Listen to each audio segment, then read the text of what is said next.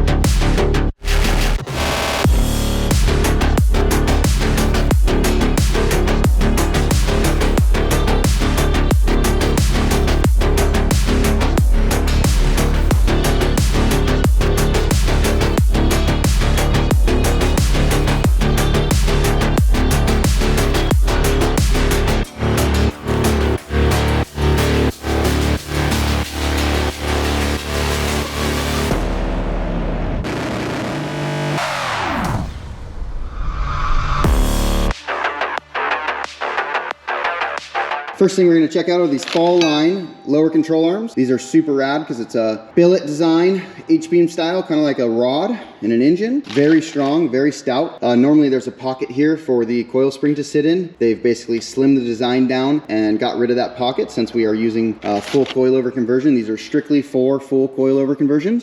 Right here is where your shims will go to adjust your alignment. They send you a bunch of different shims, everything ranging from 0 to 5 millimeter. So you got ones that are like zeroed out, and then ones that are, 4 or 5 millimeter to one side, 3, 2, 1, all of the various shims in between. So you can dial in your alignment. Also comes with some new hardware for your shocks and pivot bolts. Very nice hardware, 8.8. So definitely some decent hardware there. We also have these SPL Rear Tow Arms. Super high quality, full titanium construction, extremely lightweight, and being monoball, where your original arm has bushings, there's no deflection, no alignment change during suspension travel. We also have these SPL front sway bar end links for our front end because the original sway bar end links were too long and causing the sway bar to hit the lower arm right here. So we'll go ahead and get those installed. On the previous video of us installing the coilovers, you'll see us deal with all of that. Some of that may bleed into this video, but long story short, we're gonna go ahead and get these SPL rear tow arms in, these front adjustable sway bar end links, and these fall line rear lower control arms. And just to give you guys a quick look at what the factory ones look at, we'll walk over to the car and check these bad boys out. So you can see generally the design of those is much slimmer. They're definitely stronger, being forged, or billet versus forged. Plus the design of them kind of being essentially a one-piece design where there's no open pocket, whereas this kind of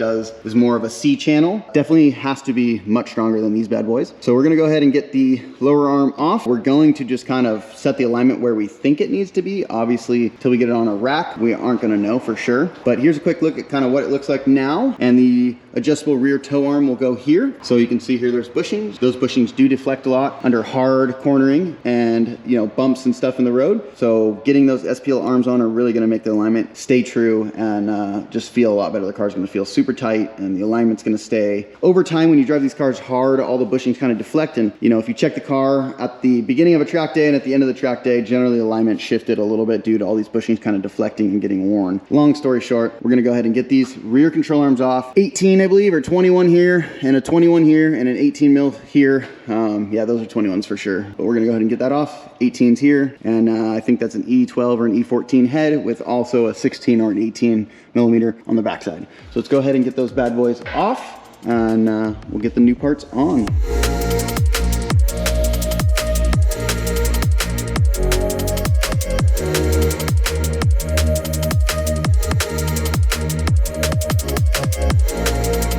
One last thing I forgot to mention, we also have some catless downpipes from CTS Turbo for the race car. As you saw in a previous video, we did these mad high flow catted downpipes just to try them out. We always knew we were gonna go full catless. They're not bad, they fit okay.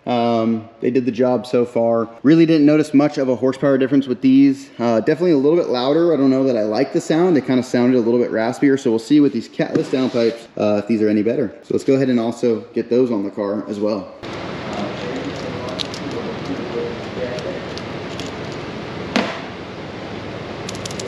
Make sure, guys, this conical washer is installed the correct way and goes on the top side with the taper into the original strut, or if you have aftermarket coilovers, which we do, we still have this taper design. Some don't, some do. Make sure to pay attention to that.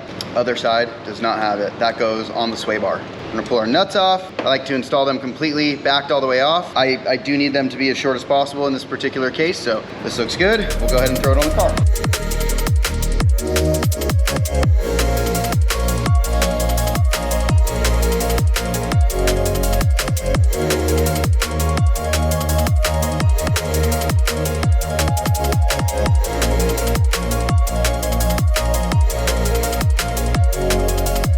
All right, guys, we got the lower arm and tow arms off the vehicle. Basically all of the hardware, the factory hardware, gets replaced except for the inner pivot bolt on the tow arm and the shock bolt on the lower arm. Everything else is gonna get replaced with new hardware from Fall Line for the lower arms and a new lockout kit and hardware for the outer on the tow arm. This is what it looks like without the lower arm or tow arm in it. We also are working on the downpipes simultaneously. Downpipes are loose and ready to come out. We have these high flow MAD downpipes in here, which we're exchanging for the catless. We're gonna go ahead and get the car down because we forgot to pull the O2 sensor connectors at the top. So once we do that, O2s or downpipes will come out. We'll get the new downpipes in, as well as these new suspension components, and take this thing for a rip. I'm so excited to feel what it feels like with all these new parts on here. Should be fun.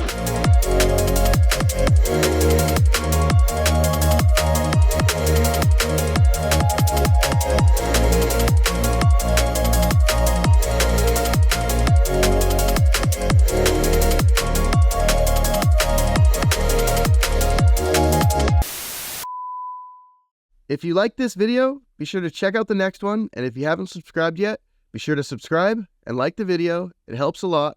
Thanks, and see you in the next one.